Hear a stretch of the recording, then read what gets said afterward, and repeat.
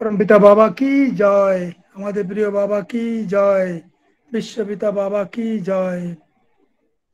সবাইকে আমার নমস্কার, প্রীতি ও শুভেচ্ছা। তো আজকের যে বিষয় নিয়ে আমরা আলোচনা করব, এরপরে বাবা বহু জায়গায় বহুভাবে এটাকে বলেছেন। এই যে নব্য মানবতাবাদ, এটা একটা থিওরি কেবল নয়, এটা কেবল তাত্ত্বিক আলোচনার বিষয় নয়, এটা বৈয়ক্তিক জীবনে, বৈবাহিক জীবনে অনুসরণ করার বিষয়। বৈয়ক্তিক জীবনে প্রতি পদবিক্ষেপে এটাকে ফুটিয়ে তোলার বিষয়। তো এর সৈদ্ধান্তিক দিক যেমন আমাদের জানতে হবে, তার বৈবাহিক দিকও জানতে হবে। বাবার প্রতিটি বিষয়ের বৈশিষ্ট্য হচ্ছে, বাবা কেবল হাই সাউন্ডিং বা বড় বড় সৈদ্ধান্তিক তত্ত্বের ফুলঝুরি তিনি ফুটিয়ে ফুটিয়ে তোলেন না বা বলেন না। তিনি পাশাপাশি প্রতিটি সমস্যার সমাধান কি সে বিষয়েও তিনি খুব যুক্তিপূর্ণ এবং বৈজ্ঞানিকভাবে সেটা তুলে ধরেন যে সমস্যার সমাধান কি। এই নব্য মানবতাবাদের পথে কি কি অন্তরায় রয়েছে, কি কি বাধা রয়েছে, কি কি সংকীর্ণ ভাবধারা রয়েছে বা সংকীর্ণ চিন্তাধারা রয়েছে, এবং সেগুলোকে কিভাবে কাটিয়ে উঠতে হবে সে বিষয়ে আমরা একটা সংক্ষিপ্ত আলোচনা করব।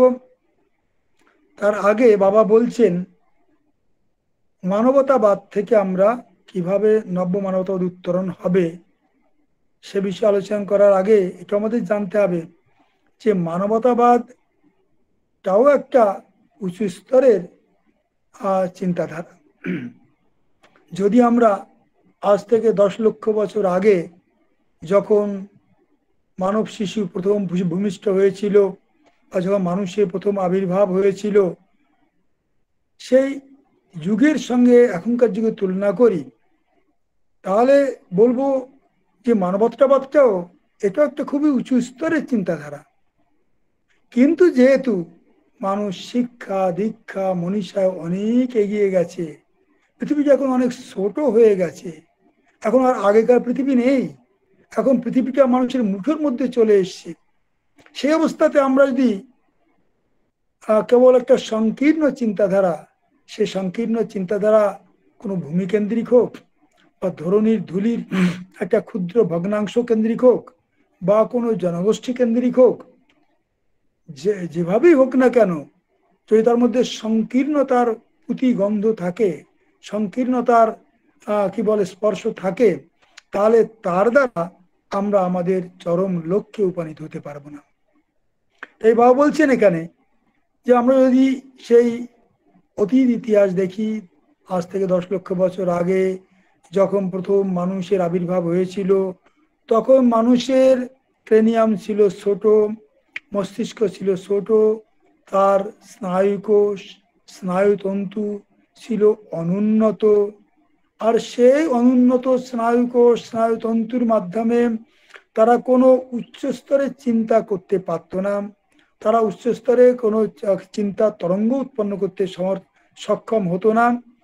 তাই তখনকার দিনে মানুষের পক্ষে একক জীবী জীবনযাপন করাই স্বাভাবিক, শৈরিনীর জীবনযাপন করাই স্বাভাবিক। কেন, তখন তো কোনো সামাজিক বা আর্থিক অর্থনৈতিক বা সাংস্কৃতিক কোনো ভাবনাই মানুষের মনে দানা বাঁধেনি।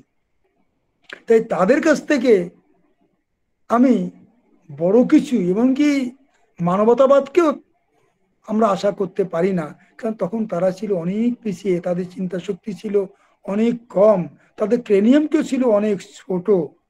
তাই বলছেন যে সেই প্রথম স্তরে সভ্যতার সে আদিম যুগে মানুষের সঙ্গে আর পশুর সঙ্গে যে পার্থক্যটা ছিল খুবই অস্পষ্ট।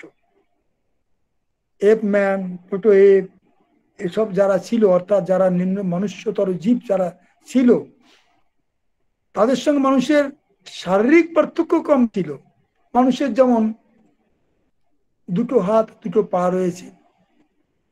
তো সেই যে প্রোটোএপ বা সেই যে এপ বর্গীয় সেই অস্ট্রালোপিথেসিন, যার থেকে মানুষের প্রথম মানব শিশু বলা হয় বা প্রথম মানুষের পূর্বপুরুষ বলা হয়, তাদেরও কিন্তু ওই চারটে, কি বলবো ওটাকে, চারটে হাতও বলতে পারি, চারটে পাও বলতে পারি। এই জন্য বলছি, কারণ যখন তারা ডালে ডালে লাফিয়ে পড়তো তখন তাদের চারটে হাতেরই দরকার হতো, তখন তাদের বলবো চারটে হাত। আবার যখন তারা এই মানুষের স্তরে উন্নীত হতে যাচ্ছে বা মানুষের স্তরে বিবর্তিত হতে যাচ্ছে, তখন তারা কিন্তু ওই পিছনের দু পায়ে ভর করেই চলতে শিখেছিল বা চলতো। কিন্তু যখন কোনো গতিতে দ্রুতি আনতে হবে বা কোনো শত্রু এলো বা কিছু হলো, দৌড়িয়ে যেতে হবে, তখন তারা চার হাত পায়েই চলত। অর্থাৎ বলছি যে দৈহিক ক্ষেত্রে যেমন পার্থক্য খুব বেশি ছিল না পশুর সঙ্গে মানুষের, মানসিক স্তরেও খুব বেশি বড় একটা পার্থক্যটা ছিল, খুবই অস্পষ্ট, খুবই বেশি পার্থক্য ছিল না, তার সীমারেখাটা ছিল খুবই সীমিত। তো তাই বাবা বলছেন সে যুগের মানুষের কাছ থেকে কোনো সামাজিক, কোনো অর্থনৈতিক বা কোনো সাংস্কৃতিক জীবন আশা করা সেটা উচিত হবে না। বাবা বলছেন তারপরে সময় এগিয়ে চলল, লক্ষ লক্ষ বছর এগিয়ে চলল, মানুষ অতিক্রম করলো, করতে করতে আস্তে আস্তে দেখা গেল মানুষের চিন্তা জগতে পরিবর্তন আসতে লাগলো, মানুষের মস্তিষ্ক পূর্ণতার দিকে এগিয়ে চলল, এবং মানুষের স্নায়ুকোষ স্নায়ুতন্তুও বেশি পুষ্ট হলো, বেশি মজবুত হলো, বেশি স্ট্রং হলো, তাদের চিন্তা শক্তিও বাড়লো, এবং দেখা গেল তারা চিন্তা জগতে একটা বড় পরিবর্তন তাদের মধ্যে আসতে লাগলো। আস্তে আস্তে ধীরে ধীরে দেখা গেল কি তাদের মধ্যে কিছু লোক তারা নেতৃত্ব তারা দিতে শুরু করলো, তারা নেতা নেত্রীর ভূমিকায় তারা অবতীর্ণ হলো, এবং এইভাবে মানুষের মধ্যে একটা যূথবদ্ধ জীবনও শুরু হলো। তার আগে মানুষ এককজীবী ছিল, শৈরিনী জীবন ছিল, এবং তারা যূথবদ্ধভাবে চলতে তারা শেখেনি, কোনো সামাজিক চিন্তা ভাবনা আসেনি। কিন্তু যখন এই বুদ্ধির কিছুটা ডেভেলপমেন্ট হলো, কিছু তাদের পরিবর্তন হলো, তখন তাদের মধ্যে এই যে কিছু নেতা নেত্রী বা কিছু নেতৃত্ব দেওয়ার মতো মানুষ তাদের মধ্যে তৈরি হলো, এবং মানুষ তাদের পূজা করতে লাগলো। অর্থাৎ সমাজে হিরো ওয়ার্শিপ বা বীর পূজার একটা প্রচলন হলো। তো যাই হোক, আমরা এভাবে দেখতে পাচ্ছি যে এই যে আদিম যুগ বা সভ্যতার যে উষাকাল, সেখানে মানুষের মধ্যে সামাজিক ভাবনা চিন্তা তো আসেইনি, আর্থিক এবং সাংস্কৃতিক চিন্তা আসেনি, আধ্যাত্মিক চিন্তা তো প্রশ্নই আসে না। এবার এইভাবে ধীরে ধীরে মানুষ যখন এগিয়ে চললো, চলতে চলতে আস্তে আস্তে মানুষের মধ্যে বুদ্ধির বিকাশ হলো, বৌদ্ধিকতার যুগ শুরু হলো, এবং বৌদ্ধিক চর্চা যখন এগিয়ে চললো, তখন মানুষের মধ্যে ধীরে ধীরে একটা নতুন একটা বৈপ্লবিক ভাবনা এলো, সেটা হচ্ছে কি আধ্যাত্মিক চিন্তাধারা। কিন্তু তখনকার দিনে আধ্যাত্মিক চিন্তাধারা মানে কি ব্রহ্মবিদ্যা বা ঠিক একেশ্বর, এই ধরনের চিন্তা তখন তাদের মধ্যে ছিল না। কেন? তারা তখন আধ্যাত্মিকতা মানে বুঝতো তারা যে প্রকৃতির পুজো করা, বরুণ দেব, পবন দেব, অগ্নিদেব, এইসব প্রাকৃতিক শক্তির তারা ভয়ে ভীত সন্ত্রস্ত থাকতো। তাই ভাবতো যে অগ্নিদেবের পুজো করলে, বরুণ দেবের পুজো করলে বরুণ দেব খুশি হবে, খুশি হলে তাহলে বৃষ্টি হবে, তাহলে ফসল ফলবে। তো পবন দেবকে পুজো করলে তাহলে তার প্রাকৃতিক দুর্যোগ হবে না। এইভাবে তারা বিভিন্ন প্রাকৃতিক তারা দেবদেবীর পুজো করতে লাগলো, এবং তারা 33 কোটি ধীরে ধীরে দেবদেবীর কল্পনা করতে লাগলো। শেষে সেই দেবদেবীকে খুশি করার জন্য, বরুণ দেবকে খুশি করার জন্য বড় বড় যাগ যজ্ঞ তারা করত, যজ্ঞে ব্যাপকভাবে ঘৃতাহুতি দিত, এবং বলা যেতে পারে বৌদ্ধিক বিকাশের সঙ্গে সঙ্গে, বৌদ্ধিক চর্চার সঙ্গে সঙ্গে একটা বৌদ্ধিক অপচয়, একটা ইন্টেলেকচুয়াল এক্সট্রাভ্যাগাঞ্জা তাদের মধ্যে দেখা দিল, যেটা বাবা বলছেন মানুষের সমাজের অনেক ক্ষতি করেছে, মানুষকে বিভ্রান্ত করেছে, মানুষকে ভুল পথে পরিচালিত করেছে। এবং তার জন্য এই যে বৌদ্ধিক বিকাশটা প্রপার ওয়েতে চ্যানেলাইজড না হওয়ার জন্য, ঠিক পথে পরিচালিত না হওয়ার জন্য, সেই বৌদ্ধিক বিকাশটা মানুষের যেমন লাভও হয়েছে, ধীরে ধীরে মানুষ সেই ব্রাহ্মী ভাবনার দিকে এগিয়েছে, ঈশ্বর চিন্তার দিকে এগিয়েছে, কিন্তু সেই সঙ্গে সেটা তারা বিভ্রান্ত হয়েছে এবং তারা বিভিন্ন মতবাদ, ডগমা, ভাবজড়তা, অন্ধবিশ্বাস, কুসংস্কার এগুলো তাদের মনে এসে বাসা বেঁধেছে, যেগুলো মানুষের জীবনে পরবর্তীকালে অনেক ক্ষতিও করেছে। আমরা জানি এই ভাবজড়তা থেকে বাঁচার জন্য একটা যুগ ছিল যখন অনেক যারা বুদ্ধিবিদ্যা নিয়ে উচ্চ স্তরে চিন্তা করত বা যারা বৌদ্ধিক জগতে এগিয়ে গিয়েছিল, যেমন পোপের সে কি বলে শাসনকালে সেই ধর্মান্ধতা বা ধর্মীয় গোড়ামি, তার বিরুদ্ধে তদানীন্তন আমরা জানি গ্যালিলিও, কোপার্নিকাস, ব্রুনো, সক্রেটিস, এরা যখন একটা নতুন চিন্তাধারা তারা তারা কি বলবো প্রকাশ করলো বা তারা তুলে ধরলো, তখন সেই যে ধর্মীয় গোড়ামি বা সেই যে ধর্মান্ধতা বা সেই পোপরা সেটা ভালোভাবে নেয়নি এবং তার ফলে কি হয়েছে, তাদেরকে অনেক স্যাক্রিফাইস করতে হয়েছে, আত্মবলিদান করতে হয়েছে এবং তাদের জীবনটা তাদের বিষাক্ত হয়ে উঠেছে। তো যাই হোক, এভাবে আমরা দেখতে পাচ্ছি যে যদিও বুদ্ধির বিকাশের সঙ্গে সঙ্গে ভাব জড়তা, ডগমা, অন্ধবিশ্বাস, কুসংস্কার দানা বেঁধেছে, তারপরে সমাজের ক্ষতি হয়েছে, কিন্তু তৎসত্ত্বেও বিজ্ঞান এবং সভ্যতার অগ্রগতি এগিয়ে চলেছে, যুক্তি এবং বিজ্ঞানের জয়যাত্রাও অব্যাহত হতে এগিয়ে চলেছে। আমরা এবার দেখতে পাচ্ছি যে এই যে উন্নত মস্তিষ্ক, উন্নত স্বাভাবিক সংরচনা বা উন্নত দৈহিক কি বলে সংরচনা, এর ফলে মানুষ ধীরে ধীরে এই ডগমা, ভাবজড়তা, অন্ধবিশ্বাস থেকে মানুষ বেরিয়ে আসতে শুরু করলো। তারা ভাবলো যে না, আমরা শুধু একটা জনগোষ্ঠীর কথা ভাববো, একটা ক্ষুদ্র কি বলে একটা গোষ্ঠীর কথা ভাববো, একটা জাতির কথা ভাববো, একটা উপজাতির কথা ভাববো, বা একটা ক্ষুদ্র দেশের কথা ভাববো, একটা ক্ষুদ্র ভূমিখণ্ডকে কেন্দ্র করে আমাদের চিন্তাধারা ঘুরপাক খাবে, এর মাধ্যমে বড় কিছু করা যাবে না, এর মাধ্যমে মানুষের ভবিষ্যৎ, উজ্জ্বল ভবিষ্যৎ গড়ে তোলা যাবে না। তাই কি করতে হবে, মানুষের ভবিষ্যৎকে উজ্জ্বল করে তোলার জন্য, উজ্জ্বল ভবিষ্যৎ রচনা করার জন্য কি করতে হবে, আমাদের এই ক্ষুদ্র গণ্ডির কে আমাদের ভেঙে চুরমার করে আমাদের মানসিক পরিবুকে আমাদের আরো বাড়িয়ে তুলতে হবে, আমাদের চিন্তাধারাকে আরো ব্যাপক করে তুলতে হবে, সর্বব্যাপী করে তুলতে হবে, আমাদের চিন্তাধারা 360 ডিগ্রি করে তুলতে হবে। তাহলে আমরা সমাজে বড় কিছু করতে পারবো, বড় কাজ করতে পারবো।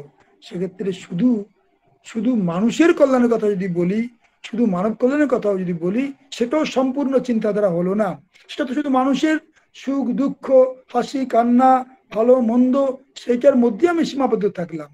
তাহলে সমাজটা, পৃথিবীটা শুধু তো মানুষকে নিয়ে নয়, মানুষ ছাড়া প্রাণী জগতে আরো অনেক প্রাণী রয়েছে, জীব রয়েছে, পশু পাখি কীট পতঙ্গ তরু লতা রয়েছে, তাদের কথা আমাদের ভাবতে হবে। তাদের বাদ দিয়ে শুধু যদি মানুষের কথা ভাবি, তাহলে একটা পূর্ণ সমাজ ব্যবস্থা বা একটা উন্নত কি বলবো সমাজ ব্যবস্থা আমরা গড়ে তুলতে পারবো না।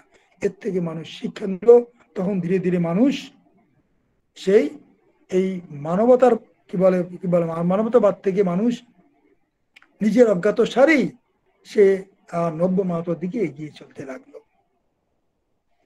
কিন্তু এই যে মানুষের সার্বিক কল্যাণ, মানবতাবাদ, তার থেকে নব্য মানবতার দিকে এগিয়ে চলতে গিয়ে কেউ কেউ মানুষ কেউ কেউ বললো সমাজে যে সবার উপরে মানুষ সত্য। সবার উপরে মানুষ সত্য মানে তারা শুধু মানব কল্যাণের কথাই ভাববে। মানুষ যেহেতু শ্রেষ্ঠ জীব, তার মধ্যে চৈতন্য সত্তার সর্বাধিক বিকাশ রয়েছে, তাই তার কল্যাণ হলেই সব কল্যাণ। এটা কেটে যাচ্ছে দাদা আজকে। হ্যালো,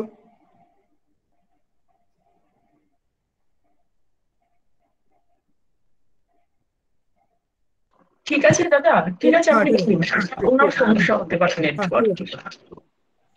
তো এভাবে একটি বৃহৎ ভাবনা কার রয়েছে না, যারা বলে না না সবার উপরে মানুষ সত্যটা ঠিক, কিন্তু তার চেয়ে বড় কথা, জীবে প্রেম করে যেই জন সেই জন সে বিজয় ঈশ্বর। তাহলে এখন শুধু মানুষ নয়, সমস্ত জীবের প্রেম করতে হবে, সমস্ত জীবকে ভালোবাসতে হবে, সমস্ত জীবের সুখ দুঃখের কথা ভাবতে হবে, তাদের চোখের জল বুঝতে হবে, তাদের ব্যথায় ব্যথিত হতে হবে। এটা যারা বলছে তাদের মানসিক পরিভিউ আরো একটু বড়, আরো একটু তাদের ব্যাসার্ধটা আরো একটু বড়। তো সেই জন্য বাবা বলছেন যে সেটাও যথেষ্ট নয়। কেন? শুধু প্রাণী বা শুধু প্রাণীন সত্তা নিয়েই তো জগৎটা নয়, এখানে সজীব নির্জীব প্রাণীন অপ্রাণীন সবকিছু নিয়েই জগৎটা। তাই প্রকৃত ভাবনা, প্রকৃত কল্যাণ ভাবনা হচ্ছে কি না, এই জগতের সবার কল্যাণ, সবাইকে নিয়ে চলতে হবে, সবাইকে নিয়ে একান্নবর্তী পরিবার, একটা কি বলবো একটা বিশ্ব পরিবার। এই বিশ্ব পরিবারের মধ্যে নির্জীব সজীব প্রাণীন অপ্রাণীন স্থাবর জঙ্গম যা কিছু রয়েছে, মানুষ জীব জন্তু পশু পাখি কীট পতঙ্গ নদী পাহাড় সমুদ্র ত্রসরণু অণু পরমাণু জলকণা ধূলিকণা বালুকণা, যা কিছু আমরা ভাবতে পারি যা কিছু ভাবতে পারি না, সবকিছুকে নিয়েই আমাদের এই বিশ্ব পরিবার, আমাদের এই একান্নবর্তী পরিবার, আমাদের এই কি বলবো এই এই এই এই নব্য মানবত সমাজ, নব্য মানবতাবাদ ভিত্তিক সমাজ ব্যবস্থা, আমাদের সেই দৃষ্টিকোণ থেকে আমাদের ভাবতে হবে। তো সেইভাবে আমরা দেখতে পাচ্ছি যে এইভাবে যে বাবা বলছেন যে মানুষও বুঝতে শুরু করেছে যে তাহলে আমাদের কেমন হবে সিদ্ধান্তটা, না দিবে আর নিবে মিলাবে মিলিবে, এই যে ভাবনাটা, অর্থাৎ পারস্পরিক গিভ অ্যান্ড টেক, এই ভাবনাটার মধ্য দিয়ে আমাদের এগোতে হবে। আর এই ভাবনার পরে আধারিত রয়েছে পুরো সৃষ্ট জগৎ। ঠিক ভেবে দেখুন পরমপুরুষ জগৎটা কিভাবে সৃষ্টি করেছে। আমাদের বা জীব জগৎকে বাঁচতে হলে কি চাই? অক্সিজেন চাই। অক্সিজেন কোথা থেকে আসবে? না আমরা অক্সিজেন আমরা প্রয়োজন গ্রহণ করি, কার্বন ডাইঅক্সাইড ছাড়ি। তো পরমপুরুষ এমনভাবেই জগৎকে সৃষ্টি করলেন যে প্রাণী, যে এই বৃক্ষ লতা তরু লতা উদ্ভিদ জগৎ, তারা কি উল্টোটা, তারা কি করে? কার্বন ডাইঅক্সাইড গ্রহণ করে, অক্সিজেন ছাড়ে। এই যে ব্যবস্থাটা গিভ অ্যান্ড টেক, অর্থাৎ এটা কে করেছে? মানুষ করেনি, কোনো বৈজ্ঞানিক করেনি, কে করেছে? পরমপুরুষ করেছে। কেন করেছে? না একে অন্যের পর নির্ভরশীল, একে অন্যের পরিপূরক। তরু লতা গাছপালা ছাড়া মানুষ বাঁচতে পারে না, মানুষ মানুষের বা জীবজগৎ ছাড়াও তারাও বাঁচতে পারে না। তো সেই জন্যে এই দুইয়ের এক সুন্দর মণিকাঞ্চন যোগ, এক দুইয়ের এক সুন্দর সুইট কম্বিনেশন এই পরমপুরুষ যেটা করেছেন, তাতে সবাই সবাইকার আত্মীয়, সবাই সবার উপর নির্ভরশীল, সবাই সবার কথা ভাববে, সবাই সবাইকে নিয়ে চলবে, এই ভাবধারাটাকেই আমাদের মেনে চলতে হবে, এই ভাবধারা নিয়ে এগিয়ে চলতে হবে। তবেই জগৎটা সুন্দর হবে, তবেই জগতের কল্যাণ হবে। এবং সেটাই বাবা এই নবমাহাত্মের মধ্য দিয়ে প্রতিষ্ঠিত করতে চেয়েছেন। তো এই যে সবাইকে নিয়ে চলা, এটাই হচ্ছে বর্তমান যুগ ধর্ম। বাবা বলেছেন আমরা যে যুগে এগিয়ে চলেছি, এই যুগটা মানবতাবাদের যুগ নয়, এই যুগটা নব্য মানবতাবাদের যুগ। এই যুগে সবাই সবাইকে সাথে নিয়ে চলবে, কাউকে ফেলে কাউকে দূরে সরিয়ে কাউকে উপেক্ষা করে নয়। আমি একবার শুনিয়েছিলাম যে দাদা নমস্কার। বহু বছর আগে, নমস্কার, বহু বছর আগে আমি সেই বাবার কাছে একবার গিয়েছিলাম। দুপুরে বাবা তখন খাওয়ার পর রেস্ট নিচ্ছিলেন, বাবা ডাকলেন আমাকে, কাছে ডাকলেন, ডেকে বললেন একটা গান শোনা। আমি আগেও কথাটা শুনিয়েছি। তো তখনকার দিনে গান মানে প্রভাত সঙ্গীত তো ছিল না, তো একটা রবীন্দ্রসঙ্গীত আমি যা জানি, যদি তোর ডাক শুনে কেউ না আসে তবে একলা চলো রে, এই গানটা গাইতেই। দাদা নমস্কার, একটা কথা বলতে চাচ্ছিলাম। কি বলছে ভাই? হ্যালো, হ্যাঁ আপনি মাঝখানে explain করবেন না। এই Hello? ইন্টারাপ্ট করতেছেন জন্য, কথার মধ্যে ইন্টারাপ্ট করতেছেন কেন? না বক্তব্যের না, মধ্যে কোনো কথা শেষ বলে। হোক, তারপর কোনো প্রশ্ন থাকলে আমার শেষ হয়ে গেলে আমি সময় দেবো, আমি 10 মিনিট আগে শেষ করবো, সময় দেবো, তখন প্রশ্ন করবেন। এতে বিশাল সাবজেক্ট, জানার আচ্ছা কিছু থাকতে পারে। তো যাই হোক, এভাবে কি হলো, বাবা বললেন যে গান শোনা, তা আমি গানটা শোনালাম, যদি তোর ডাক শুনে কেউ না আসে তবে একলা চলো রে। বাবা শুনে উঠে বসে গেলেন। একলা চলো রে কেন? রবীন্দ্রনাথ এই গানটা দিয়েছেন, তার একটা মূল তাৎপর্য ছিল যদি কেউ না চলে তাহলে তুমি থেমে থাকবে না, তুমিও চলবে। কিন্তু আমি চাই না যে কাউকে ছেড়ে কেউ এগিয়ে যাক, সবাইকে নিয়ে সবাই এগিয়ে যাক, সবাই একসঙ্গে চলুক, সবাই এক ছন্দে চলুক, এক তালে চলুক, এক হৃদয়, এক প্রাণ, এক মনোভাব নিয়ে এক লক্ষ্যের পানে এগিয়ে চলুক। সেটাই সমাজ, সেটাই সমাজের মূল তাৎপর্য, মূল ভাবধারা। তাই বাবা বলছেন যেহেতু এটা নবমাতদের যুগ, এখানে কাউকে ফেলে কাউকে সরিয়ে কেউ কেউ এগিয়ে যাবে না। এবং এই বাবা বলছেন এই যে মতের যুগ, বাবা একটা সুন্দর কথা বলেছেন, এখানে খুবই তাৎপর্যপূর্ণ কথা বলছেন। বাবা বলছেন এই যুগে মানবতাবাদ সকল জীবের জন্যই প্রাণরস যুগে যাবে। কি বলছেন? যুগটা নবমানবতাবাদের, কিন্তু মানবতাবাদ সকল জীবের জন্যই প্রাণরস যুগে যাবে। তার মানে কি হলো? বাবা বলছেন এই যে মানবতাবাদ অর্থাৎ মানুষকে ভালোবাসো, মানুষের কল্যাণ কামনা করো, মানুষের কল্যাণ মানুষের মঙ্গল হলেই সেটা একটা বিরাট অ্যাচিভমেন্ট হলো। এই যে মানুষকে যে ভালোবাসা, এই যে মানবতাবাদ, এর পিছনে যে প্রাণীন সত্তা রয়েছে, যে প্রাণীনতা রয়েছে, যে প্রাণীন ছন্দ রয়েছে, যা মানুষকে এই মানবতাবাদে উদ্বুদ্ধ করছে, মানবতাবাদে প্রেষিত করছে, তাকে মানবতাবাদের দিকে আকৃষ্ট করছে, সেই যে প্রাণীন সত্তা, প্রাণীন ছন্দ, প্রাণীনতা, সেইকে যদি আমি সমস্ত জীবের মধ্যে, সমস্ত অস্তিত্বের মধ্যে, সবকিছুর মধ্যে ছড়িয়ে দিতে পারি, বিশ্বের প্রতিটি সত্তার মধ্যে ছড়িয়ে দিতে পারি, তাহলেই আমার জীবনটা সার্থক, সমাজের অস্তিত্ব সার্থক, সমাজটা সার্থক। অর্থাৎ যে প্রাণীনতা, প্রাণীন ছন্দ আমাকে মানবতাবাদে উদ্বুদ্ধ করছে, মানবতাবাদের দিকে এগিয়ে নিয়ে চলছে, মানবতাবাদের দিকে আকৃষ্ট করছে, প্রেষিত করছে, সেই প্রাণীনতা, সেই প্রাণীন ছন্দ দিয়ে আমি চাইছি সারা বিশ্বকে জয় করতে, বিশ্বের সবকিছুর মধ্যে ছড়িয়ে দিতে, প্রাণীন অপ্রাণীন, নির্জীব সজীব সবার মধ্যে ছড়িয়ে দিতে। এটা যখন করতে পারবো তখনই বলবো আমার সমাজ নামের সার্থকতা, আমার মানব সৃষ্টির শ্রেষ্ঠ জীব, সৃষ্টির মুকুটমণি, তার অস্তিত্বের সার্থকতা। এইখানে বাবা একটা সুন্দর কথা বলছেন যে এই যে মানবিকতা, মানবিক কি বলবো, এই যে মানবিক কি বলে মানবতাবাদের পিছনে এই যে প্রাণীনতা, প্রাণীন ছন্দ, সেটা যদি আমি দিক দিগন্তে ছড়িয়ে দিতে চাই, ছড়িয়ে দিতে পারি, তাহলে প্রাণীনতায় উজ্জ্বল হয়ে উঠবে সারা পৃথিবীর সবকিছু, সকল জীবের অন্তরকে সেটা স্পর্শ করবে। সেটা কখন সম্ভব? বাবা বলছেন সম্ভব এই মানবতার পিছনে, এই প্রাণীনতার পিছনে, এই প্রাণীন ছন্দের পিছনে যদি আর একটা তত্ত্ব কাজ করে তবেই সেটা সম্ভব। সে তত্ত্বটা কি? বাবা বলছেন সে তত্ত্বটা হচ্ছে নব্য মানবতাবাদ। অর্থাৎ নব্য মানবতাবাদের সমর্থন যদি না থাকে মানবতাবাদের পিছনে, তাহলে সে মানবতাবাদ যতই উঁচু স্তরের ভাবনা হোক না কেন, সে যতই মানুষের মঙ্গল কামনা করুক না কেন, তার মধ্যেও তার সংকীর্ণতা প্রসূত কি বলে তার কারণের জন্য কি হবে, সেখানেও একটা স্বার্থ লুকিয়ে থাকবে।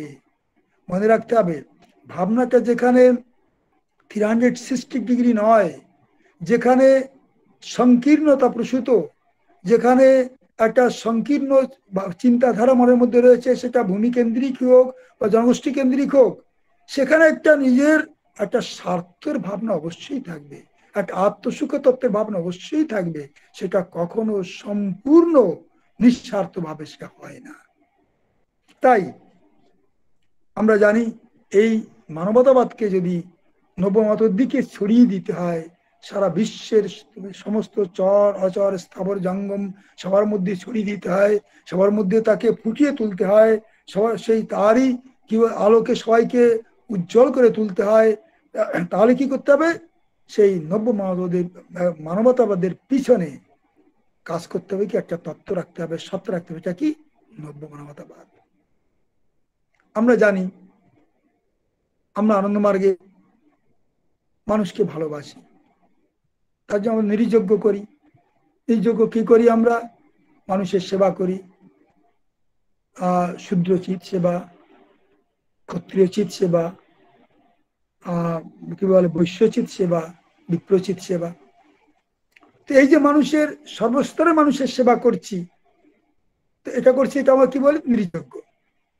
আবার আমরা ভূতযজ্ঞ করি। ভূতযজ্ঞে কি করি? পশু পাখি গাছ পালা তাদের কথা ভাবি। আমরা খেতে গিয়ে আমরা কি করি? খাবার আগে আমরা তাদের জন্য কিছু খাবার বের করে রাখি। আবার স্নান করে আমরা কি করি? আমরা গাছপালাতে জল দিই, জল ঢালি। তো এগুলো কি করছি না, এগুলো আমরা তাদের সেবা করছি। দেখুন, এই যে নৃযজ্ঞ করছি, মানুষের সেবা করছি, আবার যখন ভূতযজ্ঞ করছি তখন পশু পাখি গাছপালা তাদের সেবা করছি। দুই ক্ষেত্রেই কিন্তু পাত্রগত পার্থক্য রয়েছে, কিন্তু ভাবগত পার্থক্য নেই। কেন ভাবগত পার্থক্য নেই? না, লক্ষ্য এক, উদ্দেশ্য এক, ভাব এক, মনের চিন্তাধারা এক। কি না, এই মানুষ পশু পাখি গাছপালা কীট পতঙ্গ আমি যারই সেবা করছি, উদ্দেশ্য পরম পুরুষকে খুশি করা, তার মধ্যে যে পরম পুরুষ রয়েছে তাকে খুশি করা। আমার মনে পড়ে, আমি যখন আগরতলা হাই স্কুলের প্রিন্সিপাল ছিলাম, তখন আমার ওখানে হোম ছিল, অনেক বাচ্চা ছিল, হোমে হোস্টেল ছিল, স্কুলে অনেক স্টুডেন্ট ছিল। তো আনন্দমার্গের শিক্ষা ব্যবস্থা তো নব্য মানবতা ভিত্তিক। তার একটা প্রমাণ আমি দিচ্ছি। দুপুরে লাঞ্চের সময় একটা ছোট্ট মেয়ে, সে খাবার সময় দেখছি ডাইনিং টেবিলে বসে আগে যা যা খাবার এনেছে সব খাবার মিলিয়ে একটা ছোট্ট লাড্ডু মতো করে সে ডাইনিং টেবিলের উপর নামিয়ে রাখলো। আমি বললাম, কি গো কুকু, তুমি ভাতগুলো ফেলে দিলে কেন? এগুলো ফেলে দিলে কেন? না দাদা, না স্যার, আমি ফেলিনি, এগুলো আমি ভূতযজ্ঞ করলাম। ভূতযজ্ঞ? সে কি গো? কেন? আমি এই যে পাখিরা খাবে পশুরা খাবে তার জন্য রেখে দিলাম। বলে, কেন? পশু পাখিকে কেন খাওয়াচ্ছ তুমি? বলে, আমি তো তাদের ভালোবাসি তাই তাদের খাওয়াচ্ছি। আচ্ছা, তুমি কেন তাদের ভালোবাসো? ভালোবাসবো না? আমার পরমপিতা বাবা তাদের সবার মধ্যে রয়েছে, তা আমি বাবাকে ভালোবাসি তাই তাদেরকেও ভালোবাসি। তাই আমি খাবার আগে আগে তাদের জন্য কিছুটা তুলে রাখলাম, তারপরে আমি খাবার শুরু করলাম। আমার খুব ভালো লাগলো। ছোট্ট একটা 4 বছরের শিশু কন্যা, তার মধ্যে এই ভাবনাটা বদ্ধমূল হয়ে গেছে যে সবকিছুর মধ্যে পশু পাখি গাছ পালার মধ্যে পরমপিতা বাবা রয়েছেন, তাই তাদেরও আমাকে সেবা করতে হবে। সে বড় হয়ে কোনোদিন এই পশু পাখিগুলোকে খাদ্য খাদক সম্বন্ধ তৈরি করবে না তাদের সঙ্গে। সে তাদের সেবাই করবে, তাদের ভালোই বাসবে। কেন? ছোটবেলা থেকেই আমাদের শিক্ষা প্রতিষ্ঠান থেকেই তার মনে সেই নব্য মানবতের ভাবনাটা বদ্ধমূল হয়ে যাচ্ছে। তার শিরা উপশিরা রক্তে রক্তে আমরা উপবিষ্ট হয়ে যাচ্ছে। এটাই হচ্ছে নব্য মানবতের শিক্ষা ব্যবস্থা। তো সবসময় রাখতে হবে এই যে ভালোবাসা, আমি ছোট্ট একটা শিশুর উদাহরণ দিলাম। তো ভালোবাসার উৎস যেখানে পরম পুরুষ, সেই পরম ঈশ্বর, সেই পরম ব্রহ্ম বা সেই পরম পুরুষ যেখানে সেই ভালোবাসার উৎস, সেখানে সেই ভালোবাসার পিছনে কোনো ভেজাল থাকে না, ভালোবাসার মধ্যে কোনো ভেজাল থাকে না। সেটা মানুষের সমস্ত জীবের অন্তরকে স্পর্শ করে, শুধু মানুষের নয়, জীব জন্তু গাছ পালা পশু পাখি সবার অন্তরকে স্পর্শ করে। কখন? যখন ভালোবাসাটা হবে ঈশ্বর কেন্দ্রিক পরম পুরুষ কেন্দ্রিক, ভালোবাসাটা হবে নিঃস্বার্থ। আমি এর আগেও গল্প বলেছিলাম যে আমাদের আনন্দনগরে মাতৃ স্নেহ যে দিদিদের ইউনিটটা আছে, সেখানে দুটো টিয়ে পাখি ছিল। সেখানে 25-30 জন ছোট ছোট বাচ্চা বাচ্চি থাকে, তারা থাকে। আশ্রমে 2 জন দিদি থাকে। সেই টিয়ে পাখি দুটো সারা জঙ্গলে ঘুরে বেড়ায়, উড়ে বেড়ায়। যখন খিদে পায় এসে ছোট ছোট বাচ্চাদের মাথার উপরে বসে যায়, হাতের উপরে বসে যায়। তারা ছুটে গিয়ে বিস্কিট নিয়ে আসে, খাবার নিয়ে আসে, হাতে এমনি করে হাতে ধরে। আর তারপরে সেই পাখিগুলো কি করে, মাথার উপরে বসে হাতের উপরে বসে খেয়ে পেট ভরে যায়, আবার উড়ে চলে যায়। কেন? অকৃত্রিম ভালোবাসা। কেন না? সে ভালোবাসা ঈশ্বর কেন্দ্রিক, সে ভালোবাসা কোনো ভেজাল নেই, কোনো কি বলে কোনো কোনো নির্ভেজাল ভালোবাসা। এবং সে ভালোবাসা অন্তর থেকে ভালোবাসা, হৃদয় থেকে ভালোবাসা। তাই সে ভালোবাসা পশু পাখিরও বোঝে যে আমাকে ধরবে না, কে খেয়ে যাবে না, ধরে খাঁচায় পুরে দেবে না, তাই তারা সেখানে আসে। ঠিক একইভাবে আমি বলেছিলাম কলকাতা একটা কবুতর আছে, এখনো আছে, নতুন পৃথিবী অফিসে। সে উড়ে বেড়ায়, আবার এসে রাত্রে সন্ধ্যায় আমাদের ঘরে ঢুকে বিছানায় এসে শোয়ে।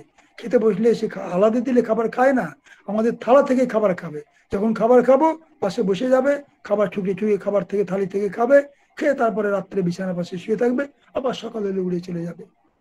ভাবতে পারেন বন্য পশু যারা মানুষের ধারে কাছে আসে না, তারা আমাদের এত কাছে কেন আসে? কেন? আমরা তাদের হৃদয় দিয়ে ভালোবাসি। এটা হচ্ছে নব্য মানবতাবাদের প্র্যাকটিক্যাল ডেমনস্ট্রেশন। এর চেয়ে বড় ডেমনস্ট্রেশন কি হতে পারে আমার জানা নেই। গাছপালাকে যদি আমরা সেইভাবে ভালোবাসি, গাছপালা দারুণ ভাবে তার বৃদ্ধি, তার বিকাশ, তার পুষ্টি হবে, তার ফুল বড় হবে, তার ফল বড় হবে, সবকিছু কি বলে অস্বাভাবিক ভাবে আমরা তাদের কাছ থেকে ফল পাবো, তাদের রেজাল্ট পাবো, উৎপাদন পাবো, সবকিছু পাবো, যদি বৈজ্ঞানিক পদ্ধতির সঙ্গে হৃদয়ের কাজ থাকে, হৃদয়ের সম্পর্ক থাকে। আমার মনে পড়ে বাবার কথা। বাবা যখন লেক গার্ডেন্সে ছিলেন, তখন একদিন বাবা বললেন, দেখ আজকে আমি একটা নতুন জিনিস তৈরি করব, যেটা কৃষির ক্ষেত্রে একটা বড় বিপ্লব। আমরা সবাই বাবাকে ঘিরে বসে গেলাম। বাবা বাগানে এলেন, বাবাকে বসার জায়গা দিলাম, বসলেন। বসে বাবা যা যা বললেন আমরা দিলাম।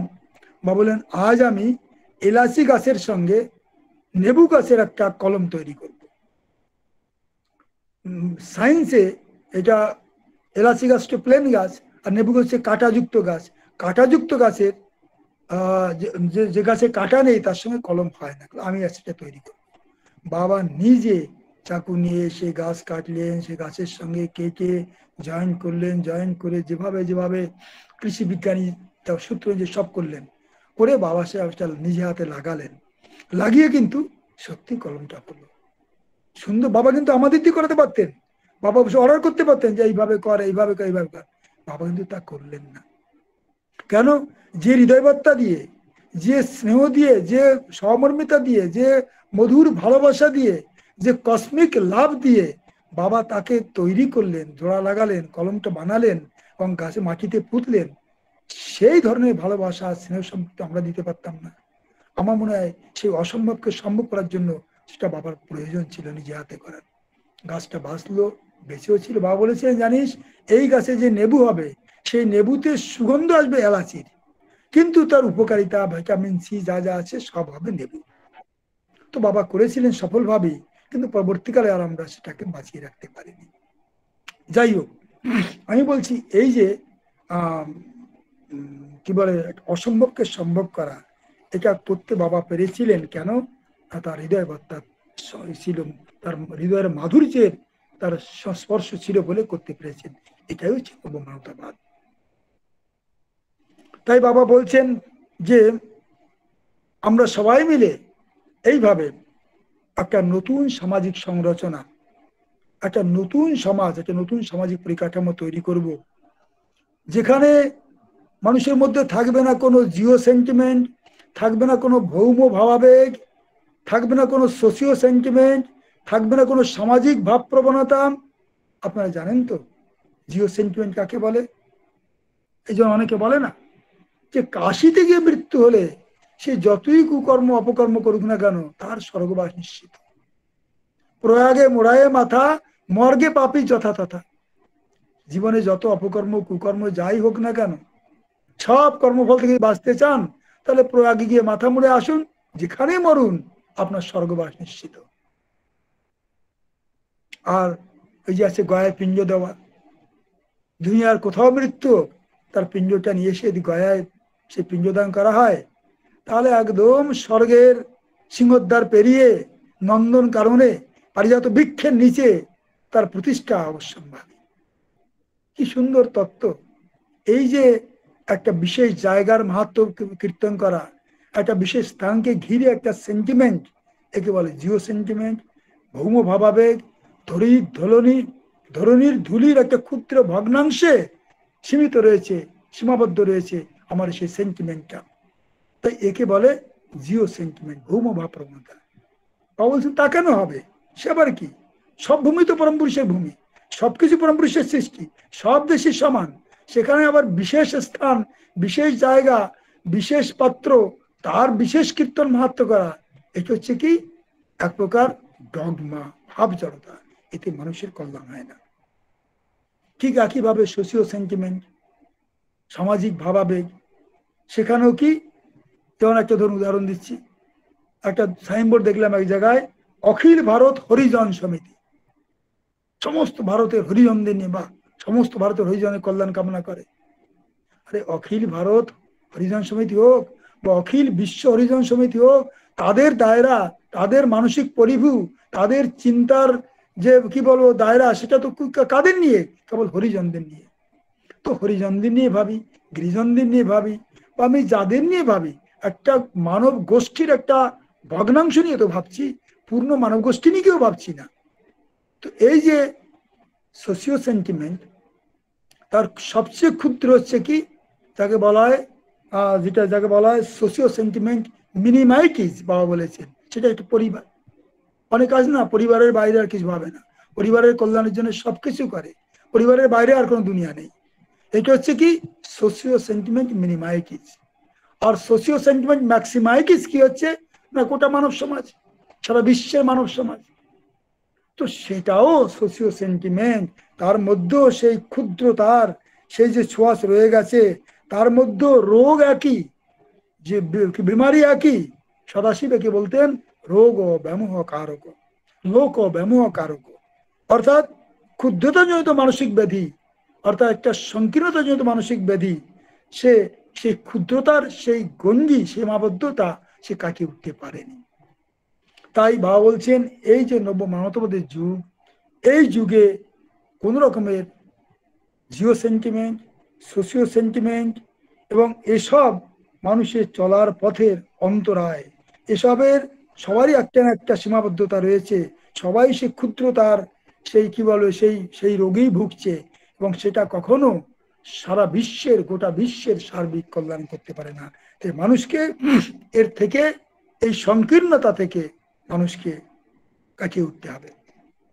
একটা গল্প মনে পড়ছে, মহাভারতের একটা গল্প, আপনারা হয়তো জানেন, তবুও খুবই শিক্ষাপ্রদ। যে মহাভারতের যুদ্ধের একটা বিশেষ অবস্থাতে সেই কৃষ্ণ সারথী রয়েছেন অর্জুনের, অর্জুন এবং কর্ণের লড়াই হচ্ছে। লড়াই হতে হতে শেষে কর্ণ যখন পরাস্ত হয়েছে, পরাজিত হয়েছে, এবং বলা যেতে পারে তার কি বলে মৃত্যুসজ্জায়, সেই সময় কৃষ্ণ তার রাজবেশ ত্যাগ করে সেই কি বলে নারায়ণ বেশে কি বলে সেই কর্ণের কাছে গিয়ে উপস্থিত হলেন।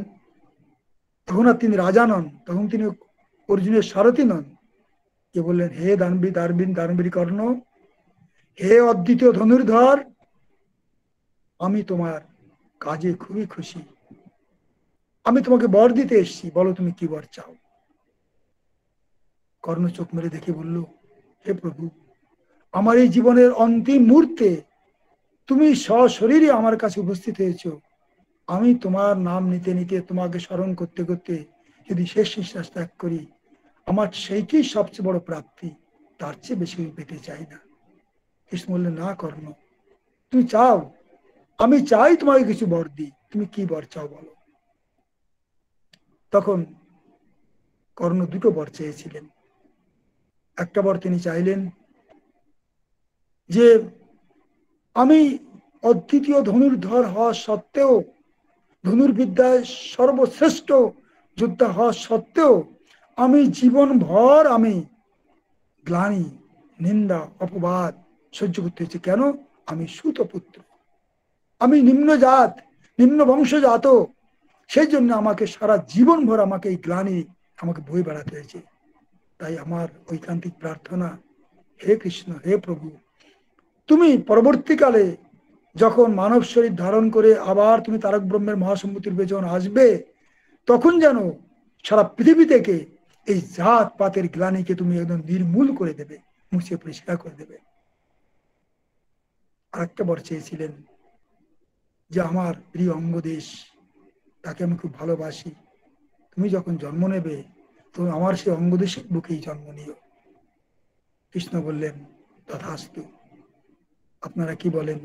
কৃষ্ণ তার কথা রেখেছিলেন? নিশ্চয়ই রেখেছিলেন।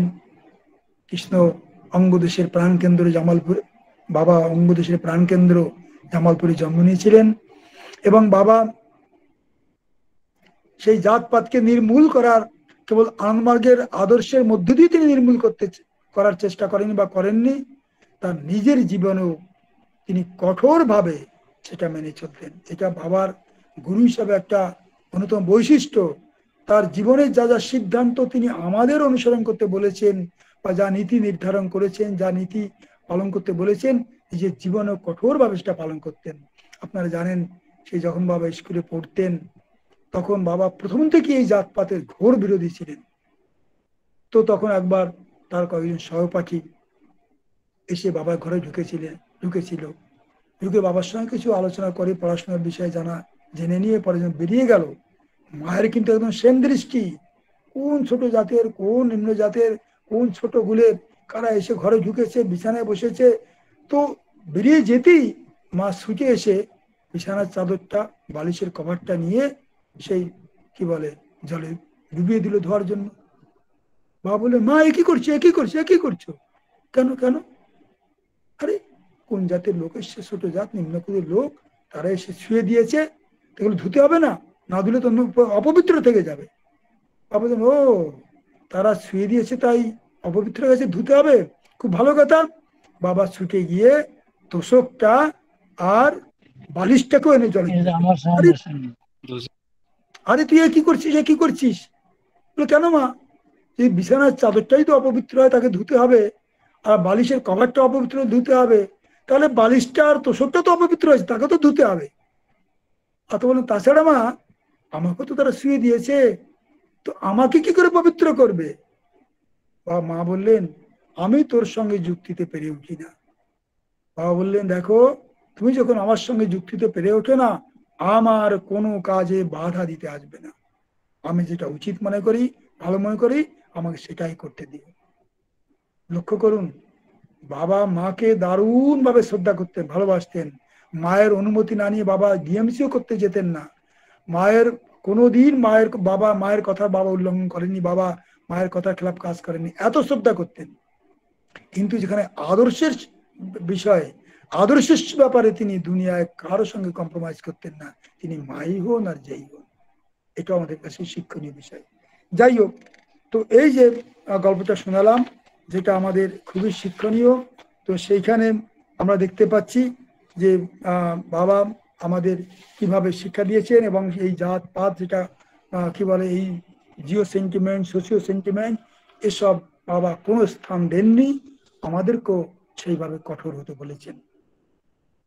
তাই বাবা বলছেন যে, জানো তো, এই যে যত জিও সেন্টিমেন্ট হোক, সোশিও সেন্টিমেন্ট হোক, গোষ্ঠী, ফ্যাকশন, ফ্রন্ট, জাত পাত, সম্প্রদান, এই যে নামাবলী গায়ে দিয়ে আমি ঘুরি না কেন, যে গোষ্ঠীতে আমি বিলং করি না, আমি গোষ্ঠীর আমি অন্তর্ভুক্ত হই না কেন, সেটাকে যত আদি এবং অকৃত্রিম বলে, খাঁটি ও নিষ্কলুষ বলে আমি প্রচার করি না কেন, এসব একই রোগের ভিন্ন ভিন্ন নামমালা, ভিন্ন ভিন্ন নাম রূপ, ভিন্ন ভিন্নরই নাম।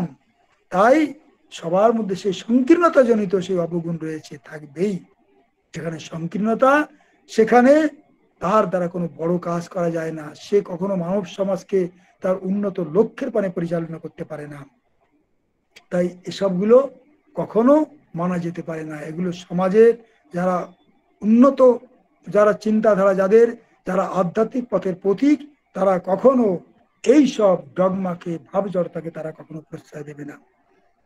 তাই যেখানে বাবা বলেছেন যে, যারা বড় বড় ভাষণ দিয়ে, যারা মানব প্রীতির, যারা মুখোশ পরে, যারা মানুষের দুঃখ কষ্টের কথা বলে, চিত্র তুলে ধরে, যারা চোখের জলে ভাসিয়ে দিয়ে ঘরে এসে কই মাছের পাতুরি, ইলিশ মাছের ঝাল খায় খুব তরিয়ে তরিয়ে, এটা কি?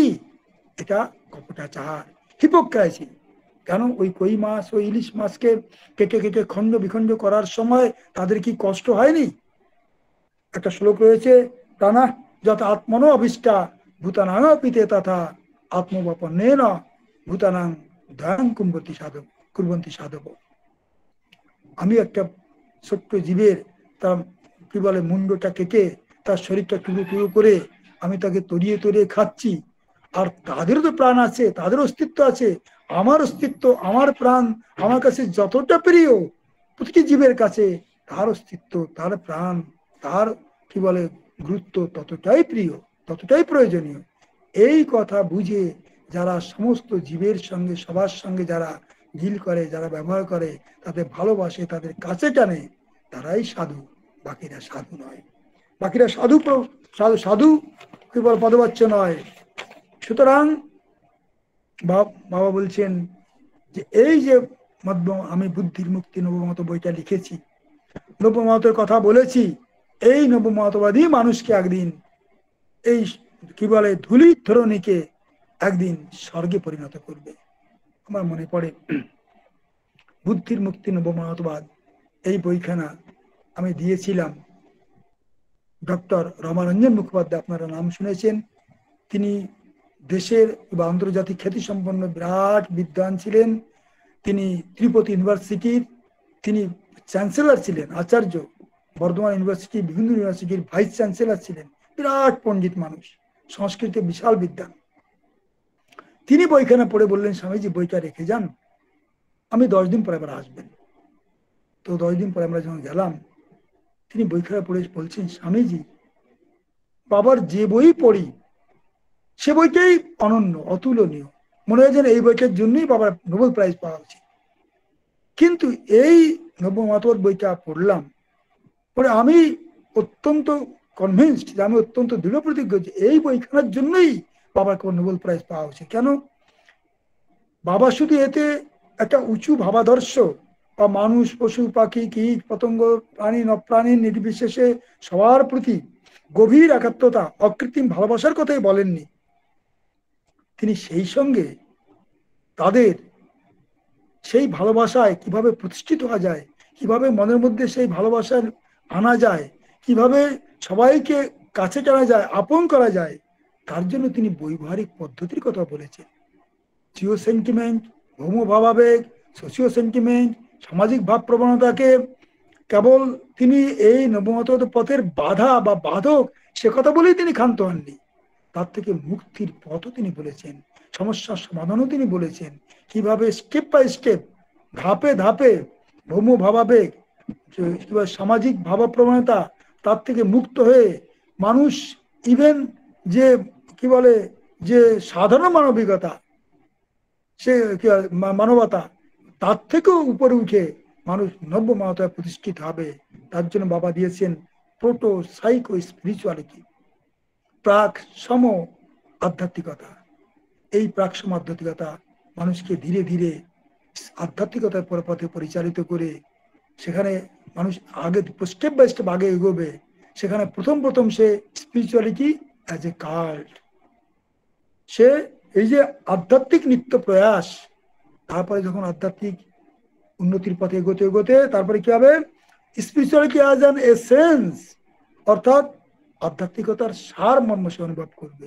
লাস্টে স্পিরিচুয়ালিটি অ্যাজ এ মিশন, অর্থাৎ সেখানে কি সেখানে কি হবে, সেখানে তার যে এই যে এক্সিস্টেন্সিয়াল, তার যে নিউক্লিয়াস, ইউনিক একক সত্তা, ইউনিক বডি যে এক্সিস্টেন্সিয়াল নিউক্লিয়াস, সেটা সেই কসমোলজিক্যাল নিউক্লিয়াসের সঙ্গে তার সঙ্গে সে মিলিয়ে মিশে এক করে দেবে, তার সঙ্গে কনসিডেন্স হয়ে যাবে, তার সঙ্গে মিলেমিশে এক হয়ে যাবে।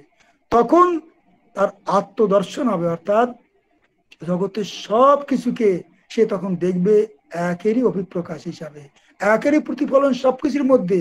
সেটাই হচ্ছে নব্যমতবাদের সর্বোচ্চ স্তরের প্রতিষ্ঠা, সেটাই হচ্ছে নব্যমতের সার কথা। বাবা বলেছেন এই নব্যমতবাদ ভিত্তি করেই একদিন তৈরি হবে এক মানব সমাজ, বিশ্ব মানব সমাজ, বিশ্ব পরিবার। আমরা সেই মানব সমাজ তৈরির দায়িত্ব নিয়েই আমরা এগিয়ে চলেছি, এবং সেটা তৈরি হবে কিভাবে, এই নব্যমতবাদের উপরে ভিত্তি করে। এটাই একমাত্র পথ, অন্য কোনো পথ নেই, অন্য কোনো রাস্তা নেই। বাবা বলছেন তোমরাই হলে এই নবমত ভিত্তিক যে বিশ্ব পরিবার হবে, বিশ্ব সমাজ ব্যবস্থা হবে, তার পথিকৃৎ, তোমরাই পায়োনিয়ার, তোমরাই তার অগ্রদূত। তাই সমস্ত রকমের সংকীর্ণ ভাবধারা, ভাব জড়তা থেকে মুক্ত হয়ে কোনো রকমের সংকীর্ণতা, সে জিও সেন্টিমেন্ট হোক, সোশ্যাল সেন্টিমেন্ট হোক, এবং সাধারণ মানবতা বোধ হোক, তাকে প্রশ্রয় দেবে না। তোমাদের জীবনের ভিত্তি হবে নব্যমতবাদ, আর তাকে কেন্দ্র করেই তোমরা এগিয়ে চলবে।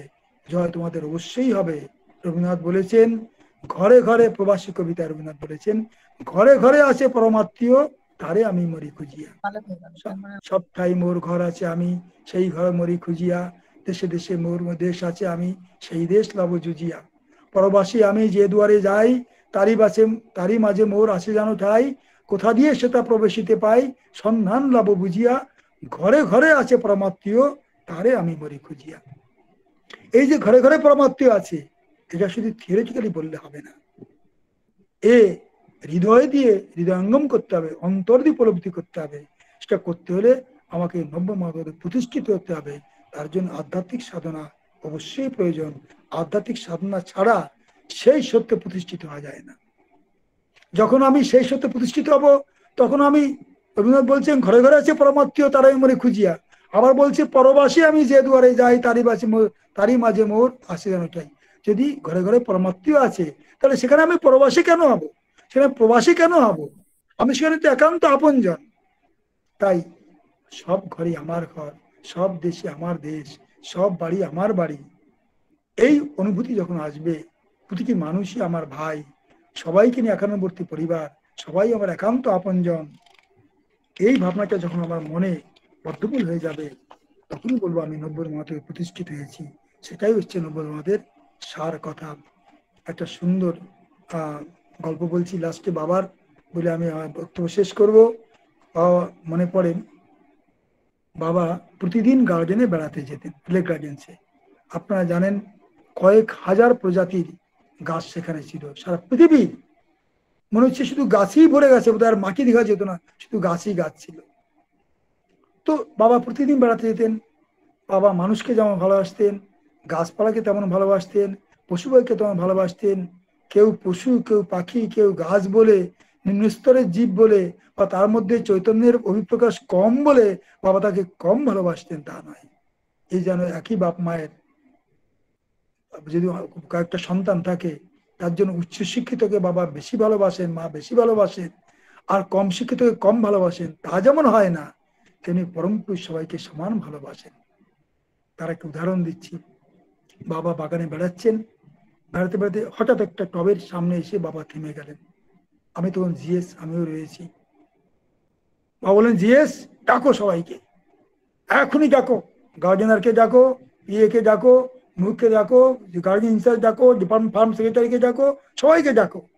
কি হয়ে গেল? বাবা একেবারে দারুণ ভাবে গর্জে উঠলেন। একেবারে কি হয়েছে বাবা? কি হয়েছে মানে, এই যে গাছটা রয়েছে, এই গাছে কাল যতগুলো পাতা ছিল, আজ একটা পাতা কম রয়েছে। সে পাতাটা পেকে যায়নি বা পুষ্ট যেভাবে ঝরে পড়ে তা হয়নি। আজ তো পাতা ঝরার সময় নয়, সব পাতাগুলো কেন নেই, কেন একটা পাতা ঝরে গেছে? নিশ্চয়ই জল দেওয়া হয়নি, খাবার দেওয়া হয়নি, যত্ন হয়নি, তাই সে মনের দুঃখে ঝরে পড়েছে। আমরা কোথায় বাবা, না পাতা তো নেই। না না, নিশ্চয়ই আছে, ডাকো সবাইকে, খোঁজো খোঁজো সবাইকে। ডাক পড়ে গেল, সবাই এলো, গার্ডেনার এলো, যে কাজ করে সে এলো। খুঁজতে খুঁজতে খুঁজতে খুঁজতে দেখা গেল যে সত্যি টবের নিচে একটা পাতা পড়ে রয়েছে, যেটা ঠিক হলদে হয়ে যায়নি, শুকিয়ে যায়নি, সবুজ রয়েছে, কিন্তু বিবর্ণ হয়ে গেছে।